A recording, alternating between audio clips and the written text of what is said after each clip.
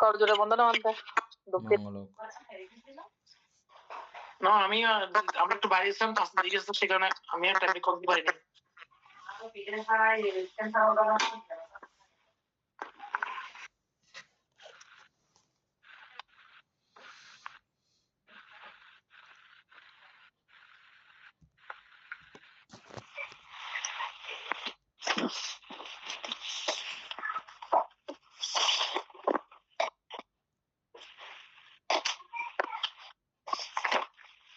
দিদি ভালো আছেন না শুন বলতিনি হ্যাঁ ভালো আছি ওনারা কেন আছেন আছি দিদি নমস্কার ভালো আছেন কেন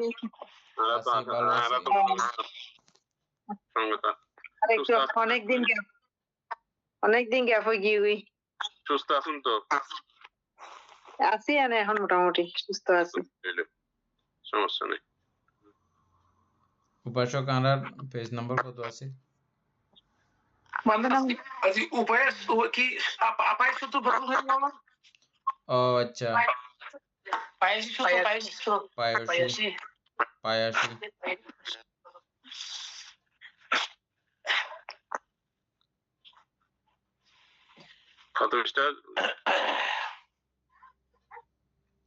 পায়াসি সূত্র দেন পায়াসি সূত্র কি চলতে বলতে উপাসক সুকুমার বাবু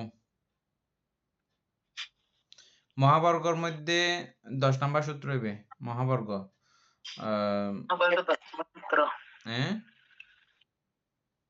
মহাবর্গ 10 নম্বর সূত্র মহাবর্গের মধ্যে 10 নম্বর সূত্র আচ্ছা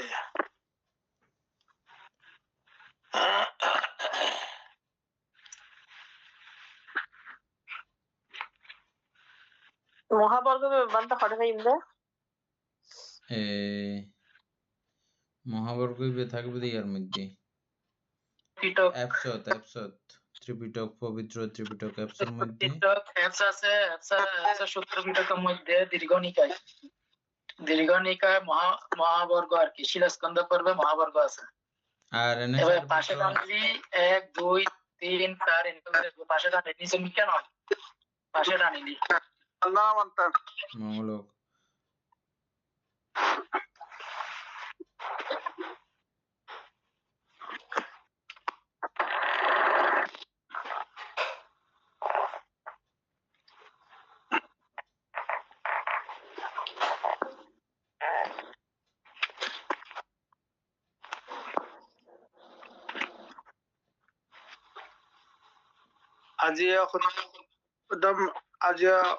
অনেকক্ষণ পরে বলতে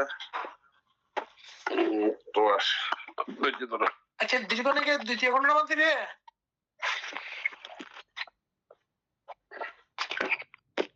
দীর্ঘনিকায় নয় দাদা দীর্ঘনিকায় হয়নি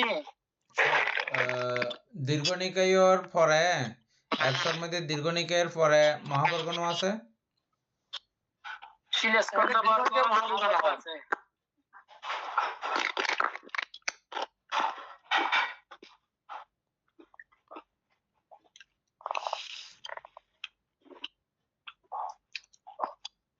হ্যাঁ দীর্ঘনিকায় দ্বিতীয় খণ্ড ঠিক আছে দাদা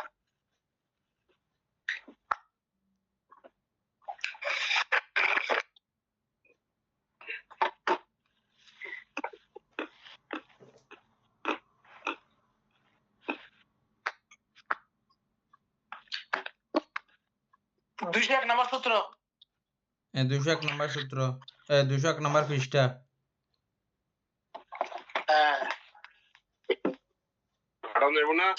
সাথী পাঠ্যায়ন সূত্রের পর দিবে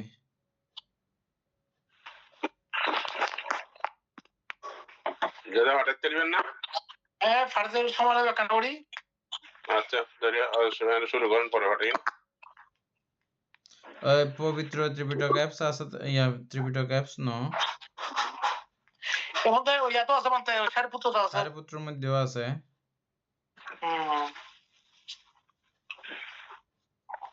একেবারে বাতে একজনে লিখিত নেবে একজনে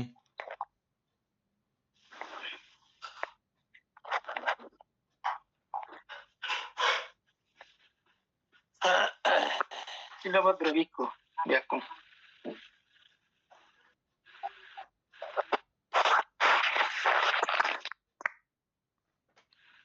অ্যাপসোস যায় না দীর্ঘনিকায়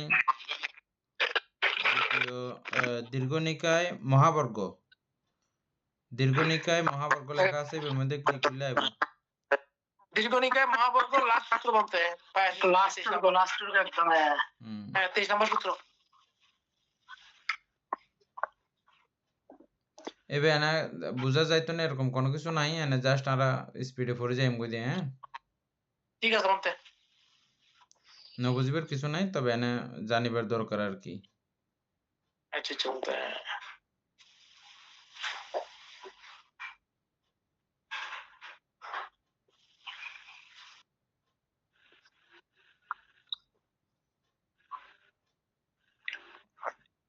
উপাসক আরম্ভ করো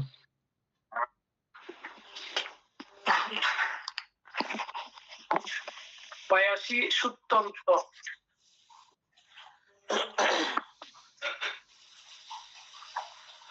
আমি এইরূপ শ্রবণ করিয়াছি, এক সময়ে আয়ুষ্মান কুমার কাশ্যপা পঞ্চশত ভিক্ষু সমন্বিত বৃহৎ ভিক্ষু সঙ্গের সহিত কৌশল দেশে ভ্রমণ করিতে করিতে তত্রত্য শ্বেতব্বা নামক নগরে উপস্থিত হইলেন।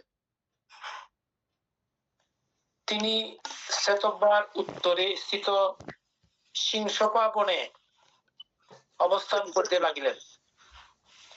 ওই সময় রাজন্য পায়াসী রাজভোগ্য রাজদায় ব্রহ্মদেহ রূপে কোশলাজ কে কি বললো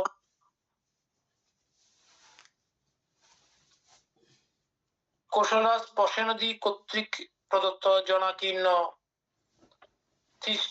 তৃণকাষ্ঠ উদক ধ্যান সম্পন্ন শ্বেতব্যাতে বাস করিতেছিলেন। তৃণকাষ্ঠ উদক ধান্য সম্পন্ন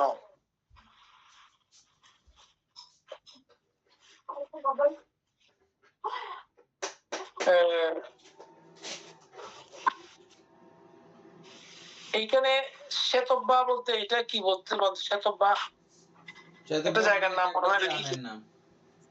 গ্রামের নাম বা নগরের নাম এই জাতীয় আর কি আচ্ছা নগরের এখানে বলা হয়েছে ঠিক আছে ওকে। ওই সময় রাজন্য পায়াসীর এইরূপ পাপদৃষ্টি উৎপন্ন হইয়াছিল, কি পরলোক নাই, উপপাতিক সত্য নাই, সুকর্ম ও কুকর্মের ফল নাই।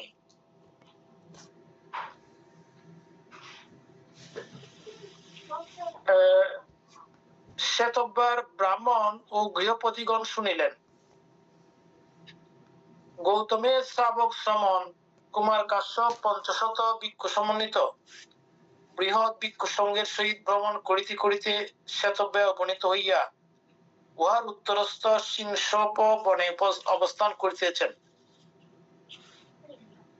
সেই পূজনীয় কুমার কাশ্যপের সম্বন্ধে এইরূপ যশোগীতি বিস্তৃত হইয়াছে। তিনি পণ্ডিত, অভিজ্ঞ, মেধাবী, বহুশ্রুত, সুবক্তা, সুপ্রতিভ, সম্মানাহ এবং অরহৎ। তথারূপ অরহতের দর্শন কল্যাণজনক। অনন্তর শ্বেতব্যায় ব্রাহ্মণ ও গৃহপতিগণ শ্বেতব্যা হইতে নিষ্ক্রান্ত হইয়া ভিন্ন ভিন্ন বহুদলে বিভক্ত হইয়া উত্তর দিকে সিংসপা বনাভিমুখে গমন করিলেন। আচ্ছা উনার এটার ইয়ে দেয় নাই না এখন পর্যন্ত রাজা পায়াসী মঙ্গল।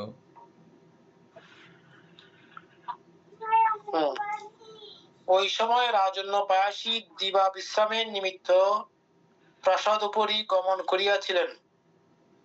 তিনি দেখিলেন শ্বেতব্যার ব্রাহ্মণ ও গৃহপতিগণ শ্বেতব্যা হইতে নিষ্ক্রান্ত হইয়া ভিন্ন ভিন্ন বহুদলে বিভক্ত হইয়া উত্তরে সিংসপা বনাভিমুখে অগ্রসর হইতেছেন।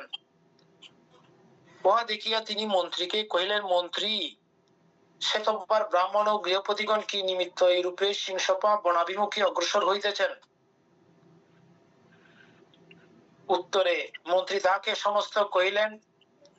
তখন তিনি মন্ত্রীকে কহিলেন, তুমি শ্বেতব্যার ব্রাহ্মণ গৃহপতিগণের নিকট গমন করিয়া তাহাদিগকে বলো, রাজন্য পায়াসী এরূপ কহিয়াছেন। ও আচ্ছা, আপনারা অপেক্ষা করুন, রাজন্য পায়াসী শ্রমণ কুমার কাশ্যপকে দর্শন করিবার নিমিত্ত আসিবেন। শ্রমণ কুমার কাশ্যপ শ্বেতবার অজ্ঞ ও অনভিজ্ঞ ব্রাহ্মণ ও গৃহপতিগণকে পূর্ব হইতেই উপদেশ দিতেছেন। পরলোকের অস্তিত্ব আছে, উপপাতিক সত্য আছে, সুকৃতি ও দুষ্কৃতির ফল আছে, কিন্তু মন্ত্রী পরলোক নাই, উপপাতিক সত্য নাই, সুকৃতি ও দুষ্কৃতির ফল নাই। তথাস্তু বলিয়া মন্ত্রী রাজন্য পায়াসীর আজ্ঞা পালন করিলেন। তথাস্তু বলে মন্ত্রী রাজন্য পায়াসীর, আচ্ছা। তদনন্তর রাজন্য পায়াসী শতবার ব্রাহ্মণ ও গৃহপতিগণ পরিবৃত হইয়া সিংসভা বনে আয়ুষ্মান কুমার কাশ্যপের নিকট গমন করিয়া তাহাকে অভিবাদন পূর্বক পিত্তালাপান্তে এক প্রান্ত উপবেশন করিলেন। শতবার ব্রাহ্মণ গৃহপতিগণ কেহ কেহ তাহাকে অভিবাদন পূর্বক একান্তিক আসন গ্রহণ করিলেন, কেহ কেহ তাহার সহিত পিত্তালাপ পূর্বক ওই রূপে উপবিষ্ট হইলেন, কেহ কেহ তাহাদিকে অঞ্জলি প্রণত করিয়া পূর্বোক্ত রূপে উপবেশন করিলেন, কেহ কেহ নামগোত্র প্রকাশ পূর্বক উক্তবিধ রূপে আসন গ্রহণ করিলেন, কেহ কেহ মৌনী হইয়া একান্তে বসিলেন।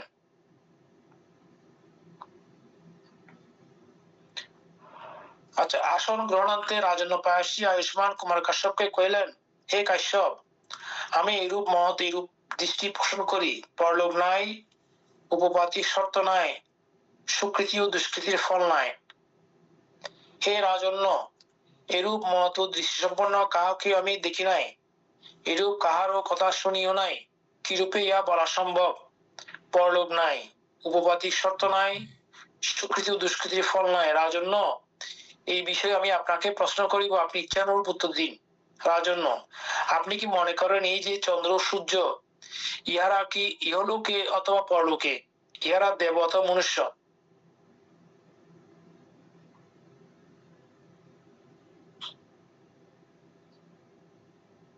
কি চন্দ্র সূর্য ইহারা কি ইহলোকে অথবা পরলোকে? মানে আগে প্রশ্নটা ইয়ে করেন, সবাই বুঝতেছে এমনি? এটা এর পড়ে গেলে না বুঝে থাকলে আলোচনা করেন, আমি মনে করতেছি সবাই বুঝবে, আলোচনা করার দরকার নাই। সেজন্য উপাসিকা প্রশ্নটা বলেন, উপাসিকা রাজার প্রশ্নটা কি আর ভ্রান্তের উত্তরটা কি, আপনি আপনার মতো করে বলেন তো। এই এখন যে লাইনটা পড়ছে এটা, হ্যাঁ, মূল বিষয়টা মানে এতক্ষণ তো কিছু তাদের ইয়ে ছিল, কথোপকথন তথা প্রীত্যালাপ এগুলো ছিল, এখন মূল কথাতে আসছে প্রশ্ন, যে কারণে ভান্তের কাছে আসছে রাজা। আমি ভাবতে প্রথমে অনেকগুলো পড়িনি আমি। এখানে একই কথা তো, এখানে আমরা প্রথমে যেগুলো শুনে আসছি একই কথা এগুলো সব। এখানে মূলত এক বিষয় যেটা প্রশ্ন, ওই পায়াসী রাজার এক প্রশ্ন উনি বিশ্বাস করেন না। পায়াসী রাজা ইহলোক পরলোক বিশ্বাস করেন না, দুষ্কৃতির ফল বিশ্বাস করেন না, উপপাতিক শর্ত না, এগুলা বলে বলে আসছেন। এখন ওই আমাদের সমন গৌতমের শ্রাবক সমন কুমার কাশ্যপ, না ওনার কানে যায় নাই, ওনার কানে গেছে পরে শেষ দিকে এসে উনি বলছে ঠিক আছে আমি ওনার সাথে আলাপ করিব। এটা তো আমরা পড়লাম। এখন কার সাথে আলাপ করতেছে? মানি রাজার চিন্তা যে শুধু কাল দাও পুত্তি করা কোনো কিছু নাই, হ্যাঁ, এই জীবনে সবকিছু আর কি, অর্থাৎ বিবাহ তৃষ্ণা ওনার, সে অনুযায়ী মাননীয়তাতে যে প্রশ্ন করতেছে আর কি, উনি বিশ্বাস করতেছে না বিদায় এখন যে কুমার কাশ্যপের কাছে গেছে আর কি, কুমার কাশ্যপের কাছে গিয়ে জিজ্ঞাসা করছে আর কি। তো এখন কাশ্যপ তো উত্তর দিতেছে, মানে আপনি কি মনে করেন এই যে চন্দ্র সূর্য এরা কি ইহলোকে নাকি পরলোকে? ইহারা দেব নাকি মনুষ্য? আচ্ছা, বলছে চন্দ্রলোক, এখন কুমার কাশ্যপ এখন উত্তর দিতেছে ইহলোকে তো এগুলো নাই, নাই, এগুলো তো পরলোকে। পরলোক মানে আমাদের পৃথিবীর আভ্যন্তরীণ না, এটা বাইরে, পৃথিবীর বাইরের সিস্টেম। পরলোকে চন্দ্র সূর্য, হ্যাঁ, ওনার কথা হচ্ছে যে হ্যাঁ, ইহলোক বলতে পৃথিবীর আভ্যন্তরীণ বিষয় আর কি। হ্যাঁ, তারপরে এটা বোঝানো হচ্ছে, অথবা আমরা বিশেষ করে যেটা বুঝি মনুষ্য লোক, কে আমরা ইহলোক বলে বুঝি। মানে পরলোক হচ্ছে যে এর পরবর্তী অধ্যায়, পরবর্তী চ্যাপ্টার। যেমন ভান্ত উদাহরণ দিলেন, তুমি চন্দ্রসূর্য বিশ্বাস করো? কদ্দে হ্যাঁ বিশ্বাস করে দেখতেছি তো। এটা ইহলোকে না পরলোকে? তো এটা ভান্তে জিজ্ঞাসা করতে, হ্যাঁ বলছে না এটা তো পরলোকে। তাহলে তুমি যে বলতেছো, আচ্ছা আচ্ছা, উত্তর আছে আমাদের নিচে। হ্যাঁ, উত্তর আছে কাশ্যপ। নিচে, হ্যাঁ। তুমি যে বলতেছো তাই চন্দ্র চন্দ্র ও সূর্য পরলোকে, ইহলোকে নয়। তারা দেব মনুষ্য নয়। এটা পরলোকে কেন হইলো? পরলোক মানে এটা তো পৃথিবীতে না, আমরা বিশ্বাস আর কি, মিথ্যা পৃথিবীতে দৃষ্টি না তো সম্পূর্ণ এটা। আর কি। অর্থাৎ রাজা হচ্ছে যে পুরো মিথ্যা। পরলোক বলতে বোঝানো হচ্ছে যে এখানে এটা পৃথিবীর বাইরে তো এটা, কিন্তু দেখা ও, যাচ্ছে আচ্ছা। তো, আছে তো, দেখতেছো তো? বলছে হ্যাঁ দেখতেছি। বুঝছেন? এরপরের উত্তরগুলো আরো শুনেন, সুন্দর আছে। আচ্ছা, হে রাজন্য, ইহা হইতেই আপনার সিদ্ধান্ত করা উচিত পরলোক আছে, উপপাদ্যিক সত্য আছে, সুকৃতি ও দুষ্কৃতি ফল আছে। আচ্ছা, যেমন চন্দ্রসূর্য আছে তেমন এগুলোকে আপনি বিশ্বাস করেন। ভান্তে বলতেছে, রাজা রাজা কি বলছে দেখেন সুন্দর করে। শ্রদ্ধেয় কাশ্যপ, যাহাই বলুন এই বিষয়ে আমার এই মত। পরলোক নাই, উপপাদ্যিক সত্য নাই, সুকৃতি দুষ্কৃতি ফল নাই। আপনি আচ্ছা, যা হে বলবেন রাজপুত্র, বলেন, হ্যাঁ আমি পরলোক আছে বিশ্বাস করব না। ওইটা দিয়ে ওনার জন্য ওই যুক্তিটা এনাফ হয় না। বাচ্চা বুঝছি এবার এটা সূত্রটা আমি শুনছি। এটা মাত্র বলছিল তো আমাদেরকে প্রায় না, না, এটা। এটা শ্রদ্ধেয় লোকজিৎ পান্তের দেশরা শুনছি আমি সেরকম।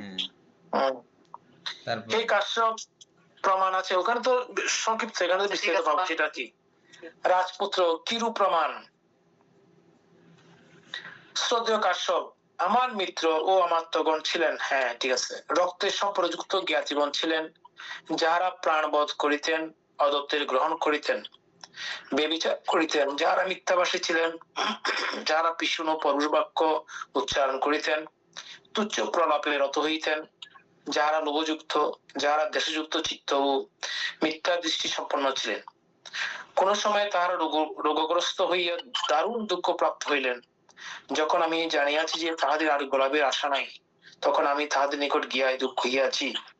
কোন কোন শ্রমণ ও ব্রাহ্মণ আছেন যাহারা এইরূপ মত ও এইরূপ দৃষ্টি সম্পন্ন, যাহারা প্রাণবোধ করে, অদত্তের গ্রহণ করে, বেবিচার করে, মিথ্যা কহে, পিশুন পুরুষ বাক্য উচ্চারণ করে, তুচ্ছ প্রলাপে রত হয়, যাহারা লোভযুক্ত, দেশযুক্ত চিত্ত ও মিথ্যা দৃষ্টি সম্পন্ন, তারা দেহের বিনাশে মৃত্যুর পর অপায়ে দুর্গতি, বিনিপাত ও নিরয়ে উৎপন্ন হয়।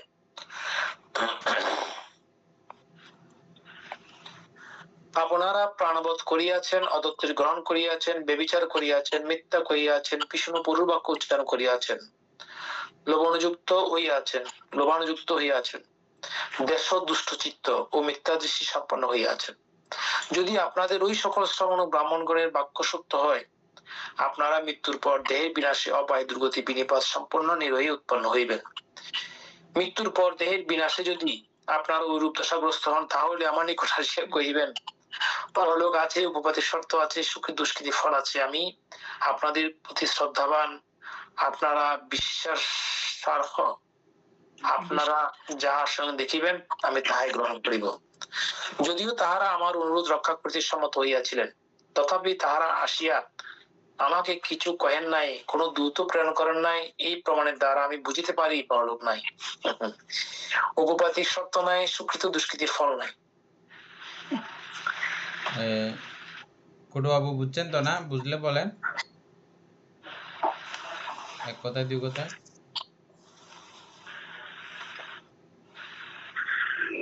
বুঝতেছি মানতে ব্যাখ্যা করতে গেলে তো সমস্যা, এমনি বুঝতেছি। ঠিক আছে, মানে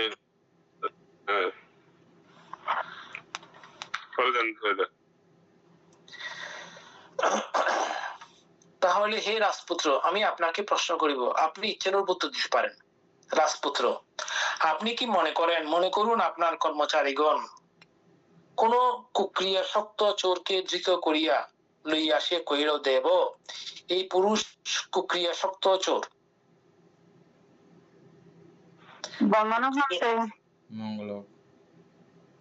আপনি ইচ্ছানুরূপ ইহার দণ্ড বিধান করুন। আপনি তাহাদিকে কহিলেন, এইরূপ ক্ষেত্রে ইহার বাহুদ্বয় দৃঢ় রজ্জু দ্বারা পশ্চাৎ দিকে উত্তম রূপে বাঁধিয়া শিরোমণ্ডিত করিয়া উচ্চ ডক্কা নিনাদ সহ রত্তা হইতে রত্তান্তরে সিংহাটক হইতে সিংহাটকে লইয়া গিয়া দক্ষিণ দিকের দ্বার দিয়া নিষ্ক্রান্ত হইয়া নগরের দক্ষিণে বৌদ্ধভূমিতে আর শিরোচ্ছেদন করো। তাহারা তথাস্থ বলিয়া আপনার আদেশ পালনে রত হইয়া তাহাকে বৌদ্ধভূমিতে উপবেশন করাইল। সেই পুরুষটি কি ঘাতকগণের নিকটে রূপ অনুমতি প্রাপ্ত হইবে? ঘাতক মহাশয়গণ, অমুক গ্রামে অথবা নিগমে আমার বন্ধু বান্ধব ও রক্তের সম্পর্ক বিশিষ্ট জ্ঞাতিগণ আছে। আমি তাহাদিগকে দেখা দিয়া না আসা পর্যন্ত আপনারা অপেক্ষা করুন। পুরুষটি এরূপ কহিতে কহিতে কি ঘাতকগণ উহার শিরচ্ছেদ করিবে না? পূজ্য কাশ্যপ, সে ঐরূপ অনুমতি পাইবে না এবং ঘাতকগণ তাহার শিরচ্ছেদ করিবে। হে রাজপুত্র, সেই চোর মনুষ্য হইয়াও যদি মনুষ্য ভূত ঘাতকগণের নিকট ঐরূপ অনুমতি লাভ না করে, তাহা হইলে কি রূপে আপনার পূর্বোক্ত রূপ মিত্র ও অমাত্যগণ, রক্তের সম্পর্কযুক্ত জ্ঞাতিগণ মরণান্তে দেহের বিনাশী দুর্গতি সম্পন্ন নিরয় উৎপন্ন হইয়া নরক পালগণের নিকট এরূপ অনুমতি প্রাপ্ত হইবে?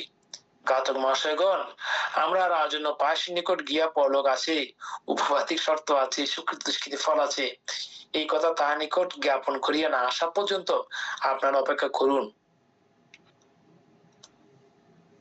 শ্রদ্ধেয় কাশ্যপ, যাহাই বলুন, এই বিষয়ে আমার এই মত। পরলোক নাই, উপবাতিক শর্ত নাই, সুকৃত দুষ্কৃতির ফল নাই। আচ্ছা, ওটা দিয়ে ওনার পেট ভরা নাই। উপাসিকা করেন একটু একটু করে, মানে সংক্ষেপে আমাদের ভাষায় একটু করে বলে করেন। এখন ওই রাজাটা যখন বলছে যে ওই ইহলোক পরলোক নাই, সুকৃতি দুষ্কৃতির ফল নাই যখন বলছে, তখন ওই ভিক্ষুটা বলছে যে মানে যদি কোনো ব্যক্তি রাজদণ্ড প্রাপ্ত হয় বা ওনাকে যদি মৃত্যুদণ্ড দেওয়ার জন্য মানে কোন একটা এর মধ্যে মানে মৃত্যুর দণ্ডের জায়গায় যদি দাঁড় করানো হয়, তখন উনি যদি বলেন আমার এই জ্ঞাতিগণের কাছে আমি একটু দেখা করে আসতে চাই বা আমি একটা সংবাদ পাঠাতে চাই, তারা কি মানে যারা রাজদণ্ড দিতে আসছে তারা কি তাকে ছাড়বে? বলতেছে না, ছাড়বে না, তারা তাকে মেরে ফেলবে। তো বলতেছে একটা মানুষ যদি কোনো কারণে নরকে যায়, তাহলে ওখানে যারা ওই শাস্তিগুলো দিবে বা কি বলছে যে নরক পাল না, তো বলছে তাদের কাছে যদি অনুমতি চাই যে আমি অমুক রাজার কাছে স্বর্গ আছে নরক আছে কোথায় আছি অবস্থান সম্পর্কে একটু জানান দিয়ে আসি, তারা কি সেই অনুমতি দিবে? তো বলতেছে না, দিবে না। মনুষ্য হয়ে দেয় নাই, মনুষ্য হয়ে দেয় নাই, তাহলে কিভাবে দিবে? তারপর এটা বিশ্বাস করেন আর কি। হ্যাঁ, বলতেছে জানে তো লাস্ট কথা জানে তো আর আই জেন বুঝিয়েন, ঠিক আছে। প্রমাণ ওনার মনে ধরে নেই, ধরে না কি ওনার পেট ভরে না বুঝতেছে কি। আচ্ছা, শ্রদ্ধেয় কাশ্যপ, যাহাই বলুন, এই বিষয়ে আমার এই মত। পরলোক নাই, উপপাতিক শর্ত নাই, সুখী দুষ্কৃতি ফল আছে। হে রাজপুত্র, এমন কোন প্রমাণ আছে কি যাহার বলে আপনি কহিতেছেন উহাদের অস্তিত্ব নাই?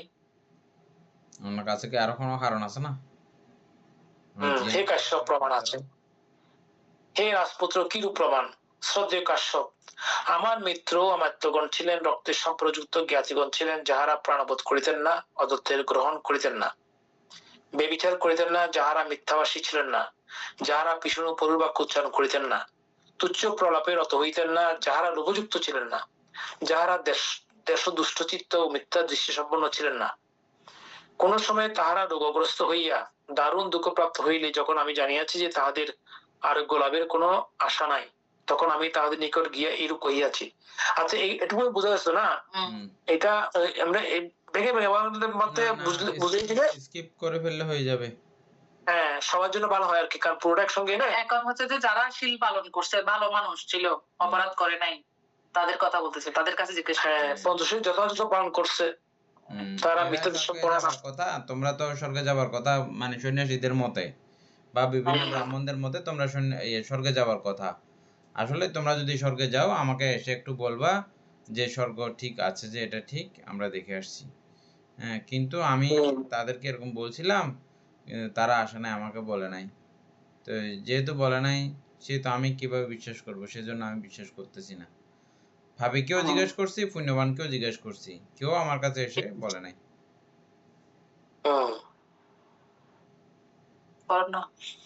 আচ্ছা, কোন কোন শ্রমণ ব্রাহ্মণ আছেন যাহার এইরূপ মত, এইরূপ দৃষ্টি সম্পন্ন, যাহারা প্রাণবোধ করে না, অদত্তের গ্রহণ করে না, ব্যভিচার করে না, মিথ্যা কহে না, ভীষণ পরবাক্য উচ্চারণ করে না, তুচ্ছ প্রলাপে রত হয় না, যাহারা লোভযুক্ত নহে, দেশ দুষ্ট চিত্ত ও মিথ্যা দৃষ্টি সম্পন্ন নহে, তাহারা মৃত্যুর পর দেহের বিনাশে সুগতি সম্পন্ন স্বর্গলোক উৎপন্ন হয়। আপনারা প্রাণবোধ করেন নাই, অদত্তের গ্রহণ করেন নাই, ব্যভিচার করেন নাই, মিথ্যা কহেন নাই, ভীষণ ও পরবাক্য উচ্চারণ করেন নাই, লোভানুযুক্ত হন নাই, দেশদুষ্ট চিত্ত ও মিথ্যা দৃষ্টি সম্পন্ন হন নাই। যদি আপনাদের ওই সকল শ্রমণ ব্রাহ্মণের বাক্য সত্য হয়, আপনারা মৃত্যুর পর দেহের বিনাশে সুগতি সম্পন্ন স্বর্গলোকে উৎপন্ন হইবেন। মৃত্যুর পর দেহের বিনাশে যদি আপনারা ওই রূপ দশা প্রাপ্ত হন, তাহা হইলে আমার নিকট আসিয়া কহিবেন, পরলোক আছে, উপবাদিক শর্ত আছে, সুকৃত দুষ্কৃত ফল আছে, আমি আপনাদের প্রতি শ্রদ্ধাবান, আপনারা বিশ্বাসার্য, আপনারা যাহা দেখিবেন আমি তাহাই গ্রহণ করিব। যদিও তাহারা আমার অনুরোধ রক্ষা করতে সম্মত হইয়াছিলেন, তথাপি তাহারা আসি আমাকে কিছু কহেন নাই, কোনো দূত প্রেরণ করেন নাই। এই প্রমাণের দ্বারা আমি বুঝতে পারি পরলোক নাই, উপবাদিক শর্ত নাই, সুখী দুষ্কৃতি ফল নাই। আচ্ছা, তাহলে হে রাজপুত্র, একটি উপমা দিতেছি, উপমা দ্বারাও কোন বিজ্ঞ ব্যক্তি কথিত বাক্যের অর্থ জানিতে পারেন। হে রাজপুত্র, কোন পুরুষ মলকূপে আশিষ্য নিমগ্ন, মানে পুরো মাথা সহ নিমগ্ন, মানে এটা আমরা কি বলবো, গ্রাম্য পায়খানা টাঙ্কি আছে না, পায়খানা টাঙ্কির মধ্যে পড়ে ডুবে আছে মাথা সহ, না এটা সুন্দর করে আমি শুনছি তো, এটা ঠিক এই জন্য বলতেছি। আপনি কর্মচারীগণকে আদেশ করিলেন, তোমরা পুরুষটিকে মলকূপ হইতে উদ্ধার করো, ওখানে তোলো। তাহারা তথাস্তু বলিয়া পুরুষটিকে মলকূপ হইতে উদ্ধার করিল। আপনি তাদের কহিলেন, এক্ষণে বংশ পিশিকা দ্বারা ওই ব্যক্তির দেহ মার্জিত করিয়া অভাব হইতে মল দূরীভূত করো। তারা তথাস্তু কইয়া আপনার আদেশ পালন করিল। আপনি তাহাদেরকে কহিলেন, এক্ষণে পাণ্ডু মৃত্তিকা দ্বারা ওই ব্যক্তির দেহ 3 বার মর্জিত করো। তারা আপনার আদেশ পালন করিল। আপনি তাদেরকে কহিলেন, এক্ষণে পুরুষকে সূক্ষ্ম চূর্ণ সহযোগী উত্তম 3 বার কি করো, স্নান প্রাত কর। হ্যাঁ, 3 বার কি বলা যায়, আপনার আদেশ পালন করিল। আপনি তাদের কহিলেন, এক্ষণে ওই ব্যক্তির কেশ শ্বশ্রুর বিন্যাস সাধন করো। তারা আপনার আদেশ পালন করিল। আপনি তাদের কহিলেন, এক্ষণে পুরুষটিকে মহার্ঘ মাল্য বিলেপন বস্ত্র দ্বারা ভূষিত করো। তারা আপনার আদেশ পালন করিল। আপনি তাদের কহিলেন, এক্ষণে পুরুষটিকে প্রাসাদে লইয়া গিয়া পঞ্চেন্দ্রিয় ভোগ্য দ্রব্যাদি দ্বারা উহার সেবা করো। তার আপনার আদেশ পালন করিল। রাজপুত্র, আপনি কি মনে করেন স্নাত সুবিলিপ্ত সুবিন্যস্ত কেশশ্বশ্রু মাল্যাভরণ ভূষিত শুভ্র বস্ত্র পরিহিত প্রাসাদ স্থিত পঞ্চেন্দ্রিয় ভোগ্য দ্রব্যাদি দ্বারা পরিবেষ্টিত ও সেবিত পুরুষটি কি পুনরায় সেই মলকূপে নিমগ্ন হইতে চাইবে? আসলে বেগুন বুঝি রে পায়খানা টাঙ্কি তো বাইর করে আনিয়ে রে সাবান দিয়ে একেবারে বালাগুড়ি 2 দায় সোনো ফোড়া দিয়ে রে রাজার পোশাক ফরাই রে একবারে হানা দানা দিতা আসি খাই রে টটি কই তারপরে আবার যদি ঢুকতে হয় ঢুকবো না, এই এনে তো কথা ঢুকে বেলে ইচ্ছা করবো না, কথা না করতে না। মাননীয় কাশ্যপ সে চাইবে না এতক্ষণ এসছি। কি কারণে? মাননীয় কাশ্যপ মলকূপ অসুচি এবং অসুচি রূপে জ্ঞাত, দুর্গন্ধময় ঘৃত বিপ্রকর্ষক এবং ওই রূপে জ্ঞাত। হে রাজপুত্র, এই রূপে মনুষ্যগণ দেবগণের নিকট অসুচি, হ্যাঁ, এবং অসুচি রূপে জ্ঞাত, দুর্গন্ধময় ঘৃণিত বিপ্রকর্ষক এবং ওই রূপে জ্ঞাত। হে রাজন্য, শত যোজন দূর হইতে মনুষ্যগন্ধ দেবগণ কর্তৃক অনুভূত হয়। ওই সকল মিত্র দূরত্ব নিতে মনুষ্যগন্ধ লাগাইতে মনুষ্যগন্ধ লাগে, হ্যাঁ, হাত দেব তলতে। উত্তর দিতে আর কি মানতে, ওই সকল মিত্র মাত্যগণ রক্তের সম্পর্কযুক্ত জ্ঞাতিগণ যাহারা প্রাণবোধে বিরত হইত, অদত্তের গ্রহণে বিরত হইয়া, আচ্ছা হইয়া, বিবিচারে বিরত হইয়া, মৃষাবাদ হইতে বিরত হইয়া, পিশুন বরুল বাক্য হইতে বিরত হইয়া, তুচ্ছ প্রলাপে বিরত হইয়া, লোভহীন অব্যাপন্ন চিত্ত ও সম্যক দৃষ্টি সম্পন্ন হইয়া মৃত্যুর পর দেহের বিনাশে সুগতি সম্পন্ন স্বর্গলোক উৎপন্ন হইয়াছেন, তারা কি আসিয়া কহিবেন, পরলোক আছে, উপপাতিক শর্ত আছে, সুকৃত দুষ্কৃতি ফল আছে? হে রাজপুত্র, এই যুক্তির দ্বারাও আপনার গ্রহণ করা উচিত যে পরলোক আছে, উপদেশ সত্য আছে, সুকৃত দুষ্কৃতি ফল আছে। আচ্ছা, শ্রদ্ধে কাশ্যপ যাই বলুন, এই বিষয়ে আমার এই মত, পরলোক নাই, উপবাদিক সত্য নাই, সুকৃত দুষ্কৃতি ফল নাই। আচ্ছা, হে রাজপুত্র, এমন কোন প্রমাণ আছে কি যাহার বলে আপনি কহিতেছেন উহাদের অস্তিত্ব নাই? হে কাশ্যপ, প্রমাণ আছে। কিরূপ প্রমাণ? আমার মিত্র অমাত্যগণ এবং রক্তের সম্প্রযুক্ত জ্ঞাতিগণ ছিলেন, যাহারা প্রাণবধ, অদত্তের গ্রহণ, বেবিচার, মিশাবাত এবং সুরামেয় মদ্যপান রূপ প্রমাদে বিরত ছিলেন। কোন সময় তার রোগগ্রস্ত হইয়া দারুণ দুঃখ প্রাপ্ত হইলে, যখন আমি জানিয়াছি তাহাদের আর গলাবের আশা নাই, তখন আমি তাহাদের নিকট গিয়ে এরূপ কহিয়াছি। কোন কোন শ্রামণ ও ব্রাহ্মণ আছেন, যাহারা এইরূপ মত, এইরূপ দৃষ্টি সম্পন্ন, যাহারা প্রাণবোধ, অদত্তের গ্রহণ, বেবিচার, বৃষভাত এবং সুরা মেরিয়া মদ্যপান রূপ প্রমাদে বিরত। তাহারা মৃত্যুর পর দেহের বিনাশী সুগতি সম্পূর্ণ স্বর্গলোকে উৎপন্ন হইয়া ত্রয়োতিংশ দেবগণের সাহচর্য লাভ করে। আপনারা ওই সকল কর্মে বিরত। যদি আপনাদের ওই সকল শ্রমণ ব্রাহ্মণের বাক্য সত্য হয়, আপনারা মৃত্যুর পর দেহের বিনাশে সুগতি সম্পন্ন স্বর্গলোকে উৎপন্ন হইয়া ত্রয়োতিংশ দেবগণের সাহচর্য লাভ করিবেন। যদি মৃত্যুর পর দেহের বিনাশে আপনাদের উক্ত রূপ সুগতি লাভ হয়, আপনারা আসে আমাকে কহিবেন পরলোক আছে, উপবাদিক শর্ত আছে, সুকৃত দুষ্কৃতি ফল আছে। আমি আপনাদের প্রতি শ্রদ্ধাবান, আপনারা বিশ্বাস সহ আপনারা যাহার সঙ্গে দেখিবেন আমি তাহাই গ্রহণ করিব। যদিও তাহারা আমার অনুরোধ রক্ষা করিতে সম্মত হইয়াছিলেন, তথাপি আমি তাহারা আসিয়া আমাকে কিছু কহেন নাই, কোনো দূত প্রেরণ করেন নাই। এই প্রমাণের দ্বারা আমি বুঝতে পারি পরলোক নাই, উপবাদিক শর্ত নাই, সুকৃত দুষ্কৃতি ফল নাই। আচ্ছা, তাহলে হে রাজপুত্র, আমি আপনাকে প্রশ্ন করিব, আপনি ইচ্ছার উত্তর দিতে পারেন। হে রাজন্য, যাহা মানুষের 100 বৎসর ত্রয়োতিংশ দেবগণের, তাহা এক রাত্রি একদিন। আচ্ছা, ওইরূপ 300টি দিবা রাত্রিতে 1 মাস, ওইরূপ মাসের 12 মাসে বৎসর, ওইরূপ বৎসরের দিব্য সহস্র বৎসর ত্রয়োতিংশ দেবগণের এই প্রমাণ। আপনার যে সকল মৃত্যুর অমাত্যগণ, রক্তের সম্প্রযুক্ত জ্ঞাতিগণ, প্রাণাতিপাত, অদত্তের গ্রহণ, বেবিচার, মিশাবাত এবং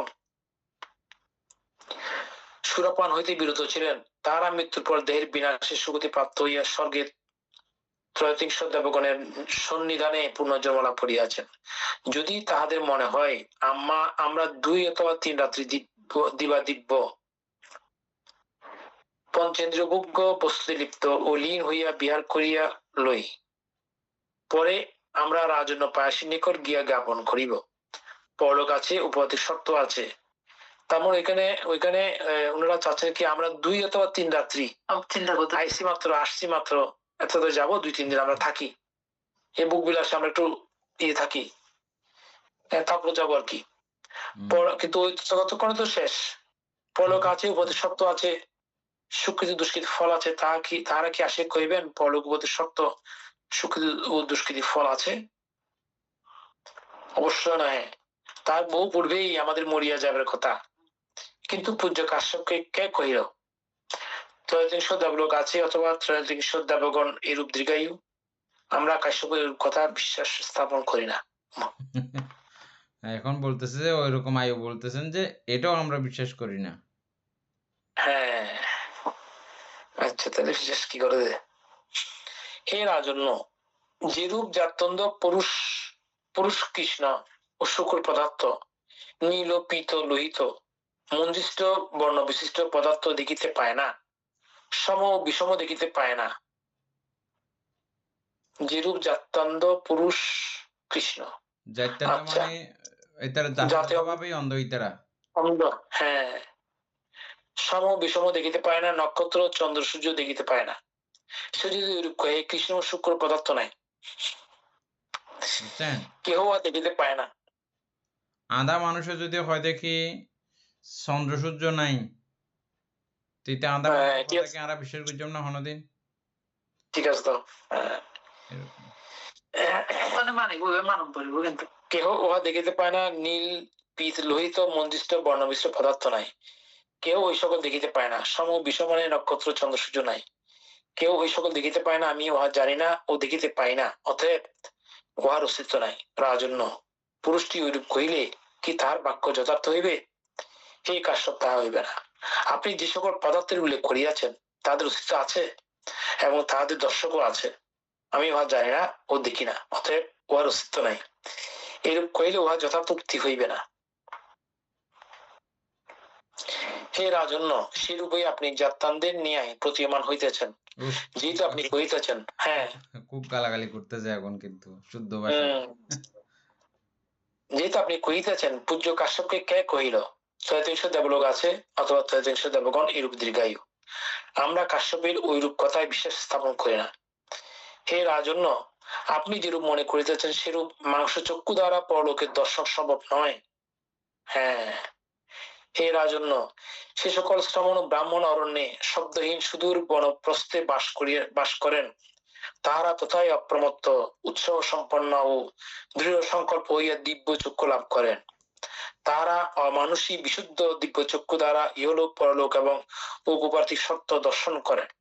হে রাজন্য, এই রূপেই পরলোক দর্শন করিতে হয়। আপনি যেরূপ মনে করিতেছেন সেরূপ মাংস চক্ষু দ্বারা নহে। হে রাজন্য, এই যুক্তি দ্বারাও আপনার গ্রহণ করা উচিত যে পরলোক আছে, উপপাদ্যিক শর্ত আছে, সুকৃত দুষ্কৃতি ফল আছে। শ্রদ্ধেয় কাশ্যপ, যাই বলুন, এই বিষয়ে আমার এই মত। পরলোক নাই, উপপাদ্যিক শর্ত নাই, সুকৃত দুষ্কৃতির ফল নাই। ফাইয়ে ফাইয়ে। আচ্ছা, হে রাজপুত্র, এমন কোন সম্পন্ন না বানতে বানতে কত ধৈর্য সম্পন্ন না? অবশ্যই না, ধৈর্য সম্পন্ন হতে অন্যান্য ধৈর্য সম্পন্ন হওয়ার কথাই মানতে, যেহেতু উনি অর্হত। এমন কোন প্রমাণ আছে কি যাহার বলে আপনি কহিতেছেন উহাদের অস্তিত্ব নাই? প্রমাণ আছে, কি রূপ প্রমাণ? হে কাশ্যপ, আমি দেখিতে পাই এমন শ্রমণ ব্রাহ্মণগণ আছেন যাহারা শিল সম্পন্ন, সদ্গুণান্বিত, জীবন ধারণার্থী, মরণ বিমুখ, সুখকামী এবং দুঃখ পরিহারী। তখন হে কাশ্যপ, আমার মনে এইরূপ চিন্তার উদয় হয়, যদি এই সকল শ্রদ্ধেয় শিল সম্পন্ন, সদ্গুণান্বিত শ্রমণ ও ব্রাহ্মণগণ এইরূপ জ্ঞাত হইয়া থাকেন, আমরা মরণের পর শ্রেয় লাভ করিব, তাহা হইলে তাহারা বিষ পান করিবেন। আমরা মরণের পর শ্রেয় লাভ করিব, তাহলে তাহারা বিষ পান করিবেন, অথবা স্বদেহে অস্ত্রাঘাত করিবেন, অথবা উদন্দনে প্রাণ ত্যাগ করিবেন, অথবা উত্তুঙ্গ স্তর হইতে পতিত হইবেন। যেহেতু ওই সকল শ্রমণ ব্রাহ্মণ মরণের পর শ্রেয় লাভ করিবেন, এরূপ জ্ঞান সম্পন্ন নহেন, সেহেতু তাহারা মরণ বিমুখ, সুখকামী, দুঃখ পরিহারী। এই প্রমাণের দ্বারাও আমি বুঝিতে পারি পরলোক নাই, উপপাদ্যিক শর্ত নাই, সুখী দুষ্কৃতির ফল নাই। কি বলছে বুঝছে? শেষে কি বলছে? আচ্ছা, এটা রাজা বলছে যে না না, এটা ওই যেহেতু ওই সকল শ্রমণ ও ব্রাহ্মণের মরণের পর শ্রেয় লাভ করিবেন, এই রূপ জ্ঞান সম্পন্ন নহেন, সেহেতু তাহারা মরণ বিমুখ, এবং দুঃখ পরিহারী। মানে মরণের পর কোথায় যাবে সেই জ্ঞানটা নাই বলতেছে যে ওনাদের না, সদায় তারা অনার কথা যুক্তি মতে বা বিভিন্ন সন্ন্যাসীর যুক্তি মতে, এই সন্ন্যাসী অনিও এখন কইন সদায় সন্ন্যাসীরা জঙ্গলত থাকা দেয়, তারা খুব ন্যায়পরায়ণ। তারা নিশ্চয়ই, যেহেতু ন্যায়পরায়ণ, মরিবার পরদে নিশ্চয়ই তারা ইয়াত যাইব, স্বর্গত যাইব, বালা অবস্থা প্রাপ্ত হইব। এতুন এখন যা আছে এতুন বালা অবস্থা প্রাপ্ত হইব। তো এরকম যদি হইতো, তারা বেগুনে মরে যেত, ফাঁস খাই, বিষ খাই, যেন তেন মরে যেত, নইলে পানির ডুবি, যেন তেন মরে যেত। ইতারা তো কেউ নমরের, এবং ইতারা দুঃখ করে কেউ কামনা নগরের। স্বর্গ যাবে গেলে মরে যেতে, স্বর্গ যাবে মরে যেতে, যেহেতু এতদিন কুশল কর্ম করছে, এখন এটা বাঁচি থাকি লাভ কি? আর স্বর্গ যাবে, তার মানে ইতারা ওইনকা নগরে, মানে মরিনে তো স্বর্গ যাইব, নইলে নকা মরের ইতারা আত্মহত্যা নগরের।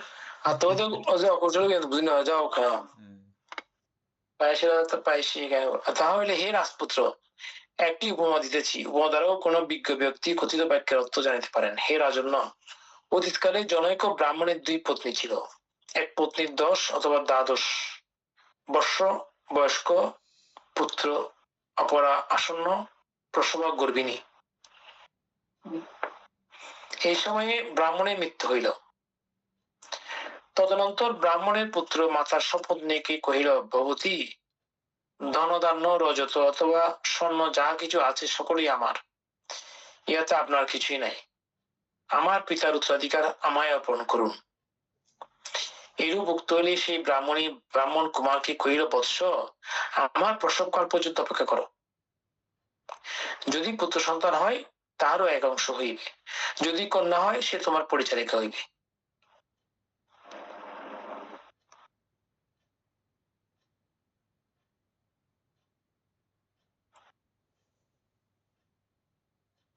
আচ্ছা, তার মানে ওর হাজবেন্ড মারা যাওয়ার পরে ওর সন্তান থাকার সময় মারা গেছে, তাই না ব্রাহ্মণটা? হ্যাঁ। ব্রাহ্মণের পুত্র মাতার শপথনীকে কহিল, মাতার শপথনী মানে সতীন?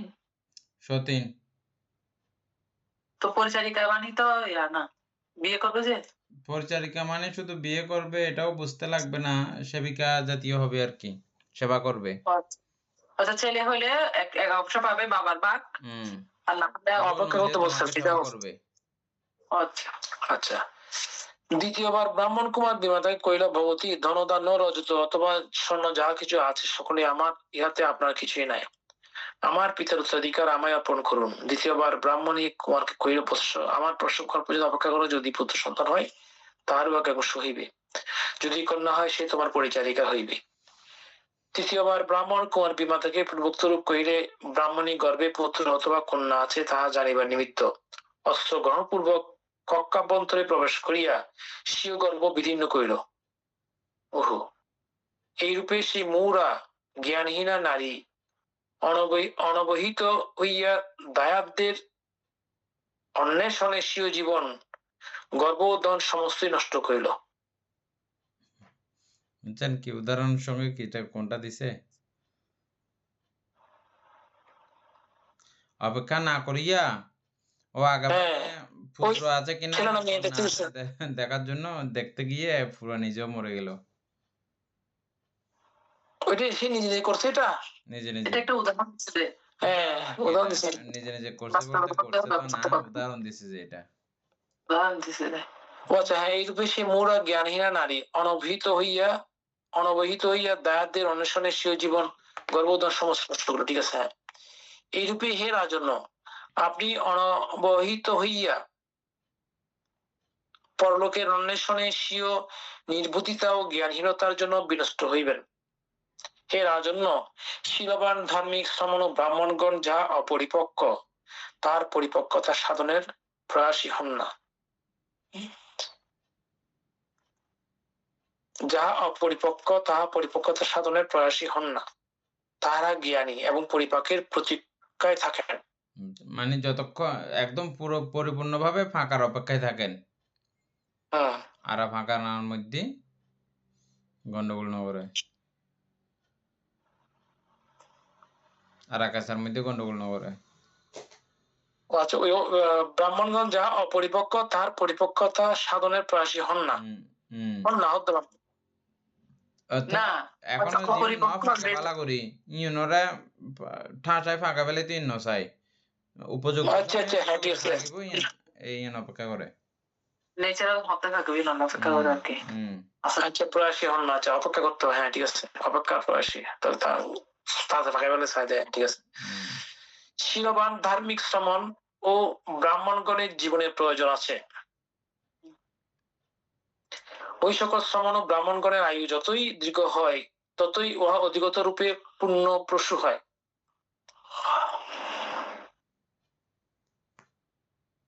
বহুজনের হিত ও সুখ সাধক হয়। সর্বজগতের এবং একাধারে দেব ও মনুষ্যের মঙ্গল হিত ও সুখকে পর্যবসিত হয়। হে রাজন্য, এই যুক্তি দ্বারাও আপনার গ্রহণ করা উচিত যে পরলোক আছে, উপদেশ শর্ত আছে, সুখে দুঃখের ফল আছে। শ্রদ্ধেয় কাশ্যপ যাহাই বলুন, এই বিষয়ে আমার এই মত, পরলোক নাই, উপদেশ শর্ত নাই, সুখে দুষ্কৃতের ফল নাই। এটা কোন ধরনের প্রয়াসী রাজা? বিরক্ত বানায় ফেলে ফেলতে। আচ্ছা, আরেকটা প্রমাণ করছে। মনে করুন আমার পুরুষগণ চোর ধৃত করিয়া আমার সম্মুখে উপস্থিত করিল এবং কহিল, দেব, এই ব্যক্তি চোর পাপকারী, আপনার যেরূপ ইচ্ছা ইহার দণ্ড বিধান করুন। আমি তাহাদিও কহিলাম, ইহাকে জীবিত অবস্থায় কটাহে নিক্ষেপ পূর্বক কটায় মুখ বন্ধ করিয়া উহা আর্দ্র চর্মে আবৃত করণান্তর আর্দ্র মৃত্তিকার অবলোকন পূর্বক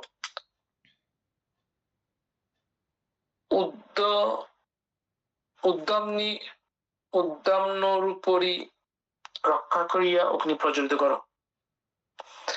আচ্ছা, যাক, যেটা বোঝা যাচ্ছে অগ্নি প্রজ্বলিত করতে বলছে, পুরোপুরি বন্ধ করে সবকিছু বলে। তাহারা আমার আদেশ পালন করিল। যখন আমরা জানিলাম যে মানুষ মৃত, তখন কটাহটি নামাইয়া বন্ধন মোচন পূর্বক উহার মুখ বিবরিত করিয়া উহা হইতে মানুষটির আত্মা নিষ্ক্রান্ত হয় কিনা দেখিবার নিমিত্ত ধীরে ধীরে নিরীক্ষণ করতে লাগলাম, কিন্তু উহার আত্মাকে বহির্গত হইতে দেখিলাম না। এই প্রমাণের দ্বারা আমি বুঝতে পারি পরলোক নাই। ও আচ্ছা, বুঝছেন? আত্মা নিয়ে বসে আছে, আত্মার জন্য সে বুঝতেছে না যে কোরআন কোন দিয়ে বাইরে সেবেলা সাথ দে হ্যাঁ ঠিক আছে। বাইরে সাইও মাই করতে, কিন্তু আমি সেবেলা বহু চেষ্টা করছি কোরআন ন দেখি যাইতি। এখন তাহলে উত্তর দেখানো পারে। তাহলে হে রাজন, আমি আপনাকে প্রশ্ন করিব, আপনি ইচ্ছার উত্তর দিতে পারেন। আপনি কি মধ্যাহ্নে নিদ্রাকালে স্বপ্নে রমণীয় আবাস, বন, ভূমি এবং পুষ্করণী দেখেন নাই? শ্রদ্ধেয় কাশ্যপ, আমি দেখিয়াছি। ওই সময় কি অতি তরুণ শিশু স্বভাব সম্পন্ন কুমারীগণ আপনার সবাই রোধ থাকে? হ্যাঁ কাশ্যপ, তাহা সত্য। তারা কি আপনার আত্মাকে প্রবেশ করিতে এবং নিষ্ক্রান্ত হইতে দেখে? তারা দেখে না। আচ্ছা, একটু পড়ি, বুঝতে হবে তো এটা। ওই সময়ে কি অতি তরুণ শিশু স্বভাব সম্পন্ন কুমারীগণ আপনার সেবায় রত থাকে? বলছে হ্যাঁ থাকে। আচ্ছা, ও দুপুরে ঘুমানোর সময় স্বপ্ন দেখতেছে যে এগুলো স্বপ্নের মধ্যে, হ্যাঁ স্বপ্নের মধ্যে তারা কি আপনার আত্মাকে প্রবেশ করিতে এবং অথবা নিষ্ক্রান্ত দেখে? তারা দেখে না। হে রাজন্য, তারা জীবন্তই আপনার জীবিত অবস্থায় আপনার আত্মাকে প্রবেশ করিতে অথবা নিষ্ক্রান্ত দেখে না। আপনি মৃত হলে কি করে তারা আপনার আত্মার প্রবেশ অথবা বহির্গমন দেখিতে পাইবে? বুঝছেন? এখন এটা হ্যাঁ, এটা সবার ক্লিয়ার হবে না মনে হয়, একটু করেন, ক্লিয়ার করেন। এটা আশা করি সবার ক্লিয়ার আছে, কারণ উনি আগে যে পুটলিবদ্ধ করে ওনাকে পুড়িয়েছিলেন ওই সাইড না, সাইডটা বান্তের উত্তরটা।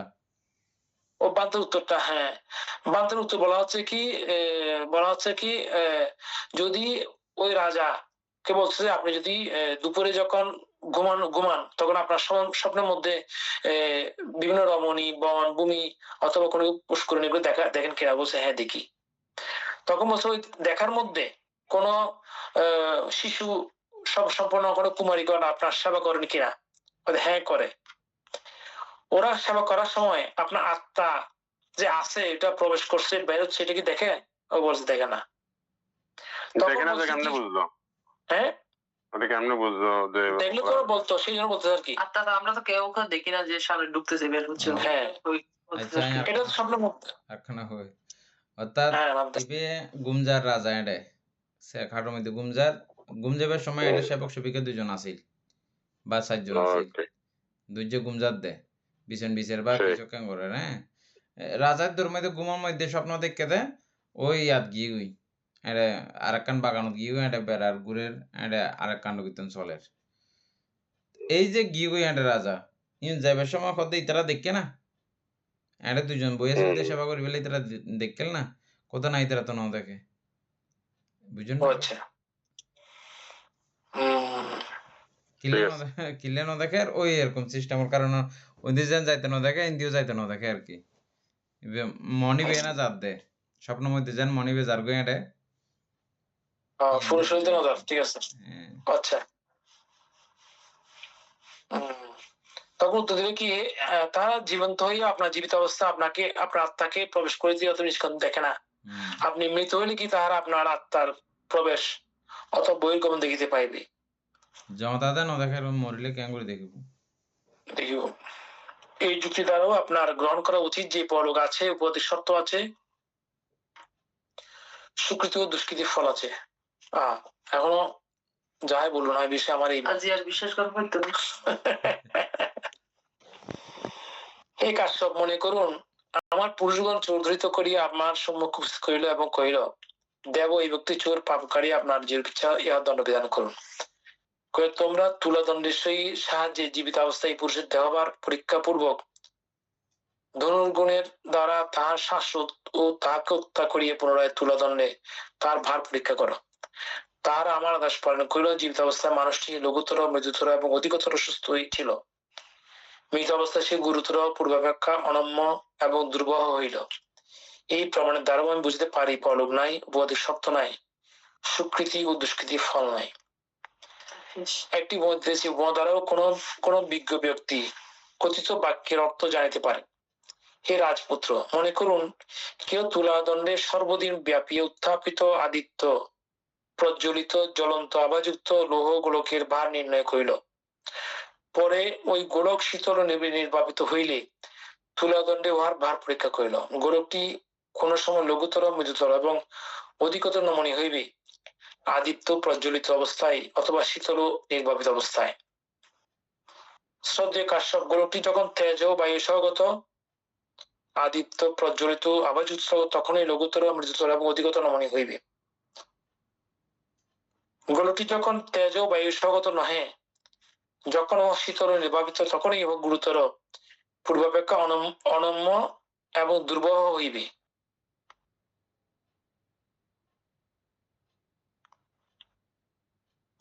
রাজপুত্র, এইরূপে যখন এই দেহ আয়ুযুক্ত, তেজযুক্ত, বিজ্ঞানযুক্ত থাকে তখন লঘুতর, মৃদুতর এবং অধিকতর নমনীয় থাকে। কিন্তু যখন উহা আয়ু, তেজ ও বিজ্ঞান যুক্ত নহে তখন উহা গুরুতর, পূর্বাপেক্ষা অনম্য এবং দুর্বল হইবে। এই প্রমাণের দ্বারা আপনার গ্রহণ করা উচিত যে পরলোক আছে, উপবাদিক সত্য আছে, সুখী দুষ্কৃতি ফল আছে। বলেন উদাহরণটা কি বলছে, লাস্ট উদাহরণটা। মানুষের শরীরের কথা বলছে, মরে গেলে তো শক্ত হয়ে যায়, জীবিত থাকলে যখন আয়ু থাকে, সবকিছু থাকে, তখন নরম থাকে, এটা বলছে।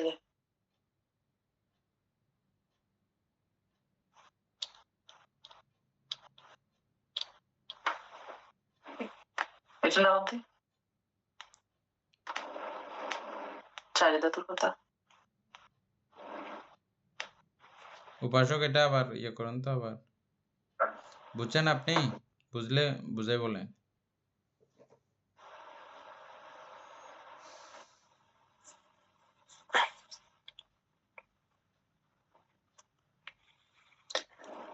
আচ্ছা, মনে করুন কেউ তুলাদণ্ডে সর্বদিন ব্যাপী উত্থাপিত আদিত্য প্রজ্বলিত জ্বলন্ত আভাযুক্ত লৌহ গোলকের ভার নির্ণয় করিল। তুলাদণ্ড কি?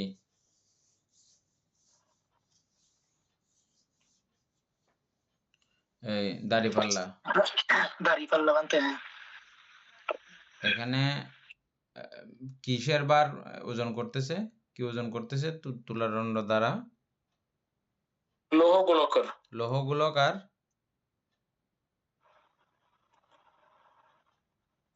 লৌহ গোলকের ভার করতেছে বলতে উত্থাপিত আদিত্য প্রজ্বলিত জ্বলন্ত আভাযুক্ত, আর কিছু না তো? জ্বলন্ত আভাযুক্ত লৌহ গোলক।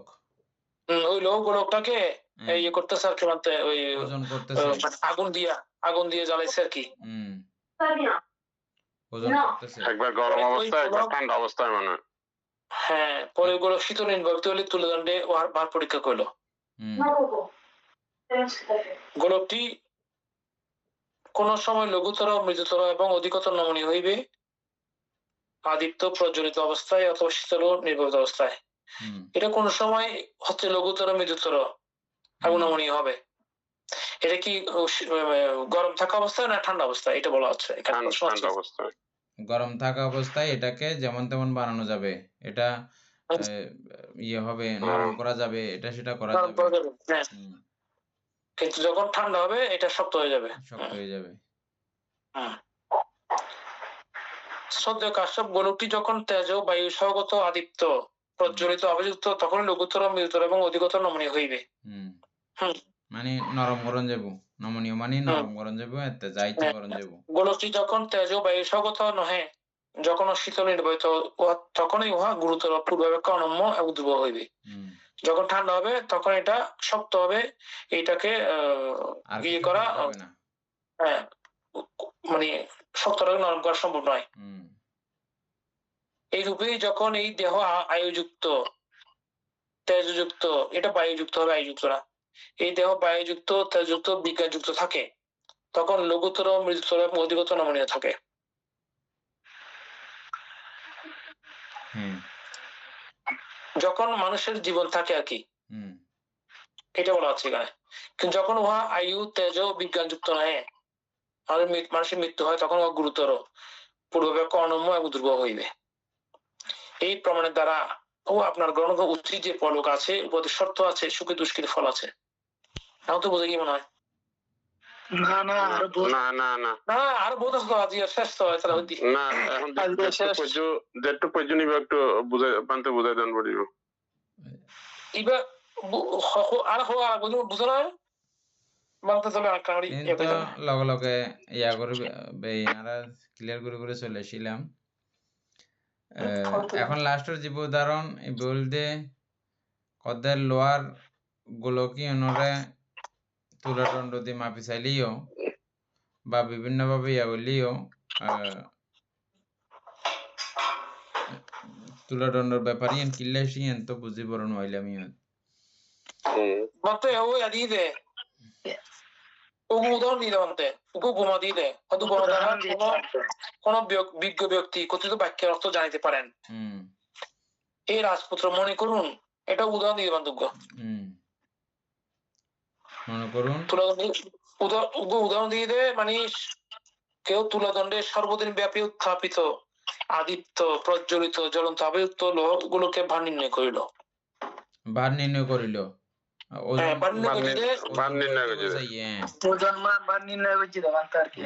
তারপরে যখন গরম আছিল তখন তো নরম গরম জার বানতে। বার মানে একই রকম বার থাকে, একই রকম ওজন থাকে, কিন্তু যখন গরমর এতেই বেড়ে কিন্তু নানান রকম গরম যার। হ্যাঁ, কিন্তু ইয়ে হয়ে গেলে ঠান্ডা হয়ে গেলে তার কিছু গরম যায়, কিন্তু ওজন একই রই, ওজন একই থাকে লিখিব, কিন্তু দুই সময়ের দুই অবস্থা, গরম তারপরে অবস্থা। এবার ঠিক আছে, তো এর পরের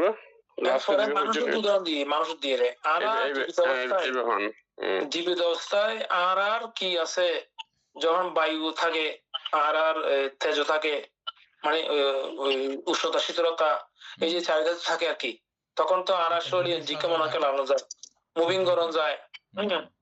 আর যখন মৃত্যু হয় তখন কিছুক্ষণ ফল ব্যাক সুপ্ত হয়ে বুঝতে হত দেখি, ইহা দ্বারা বুঝে নিতে হত দেখি পরলোক আছে, উপদেশ সত্য আছে, সুখে দুষ্কৃতি ফল আছে। ইয়ার হইতে শ্রদ্ধেয় কাশ্যপ বানতে, ঠিক আছে না?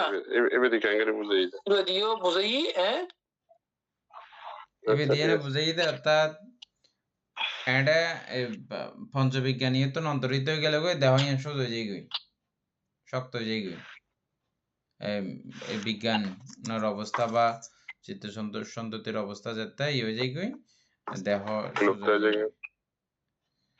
ঠিক এটা যেরকম ইয়ের মধ্যে পরিবর্তন দেখা যায়, ঠিক এইভাবে তুই ওই বুঝিল ইহলোক পরলোক ইউন আছে।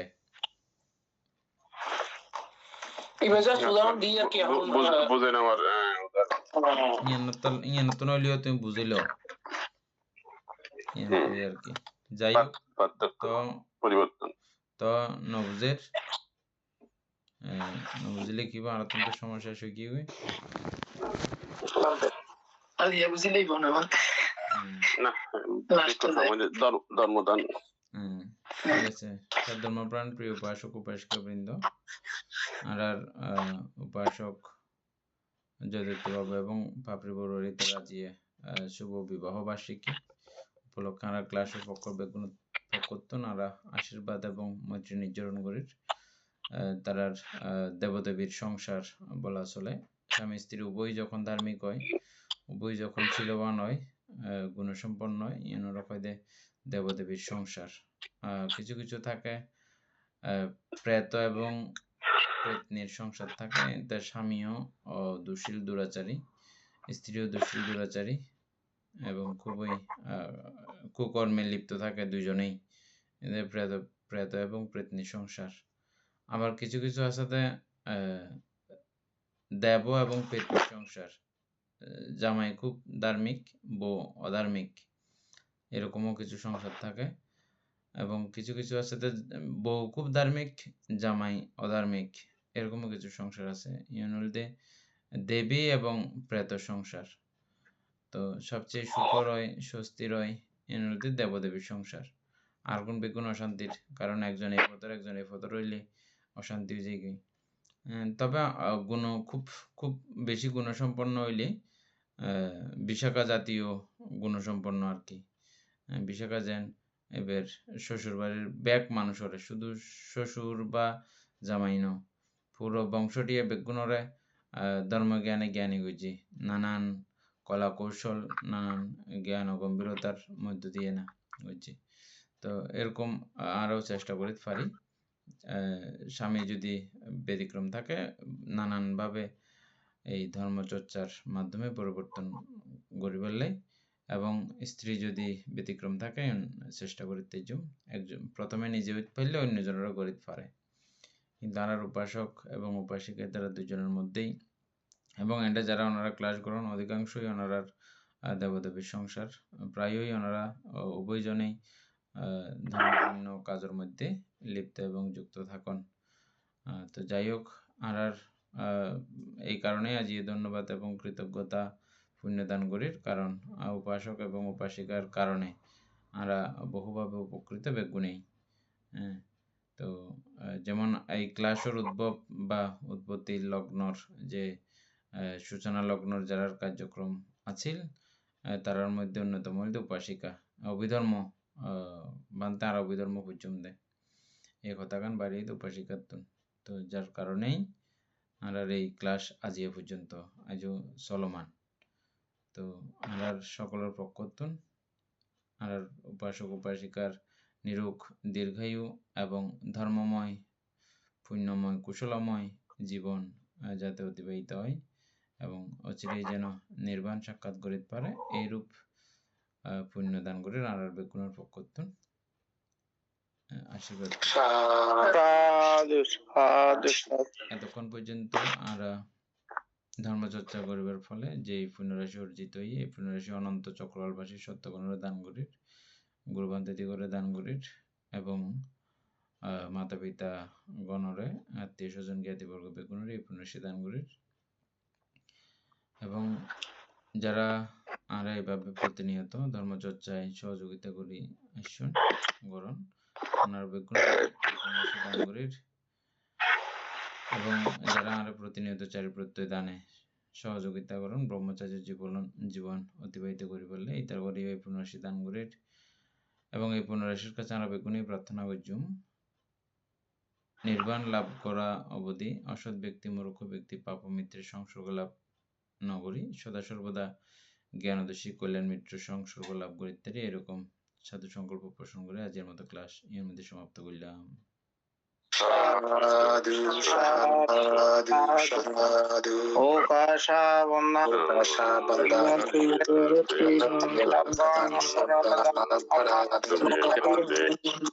দ্বিতীয়ম্পে বন্দানি বন্তে দারোতে নকদাং সব্বাং অপরাধাং কামাচো তৃতীয়ম্পে বন্দানি নকদাং সব্বাং অপরাধাং কামাচো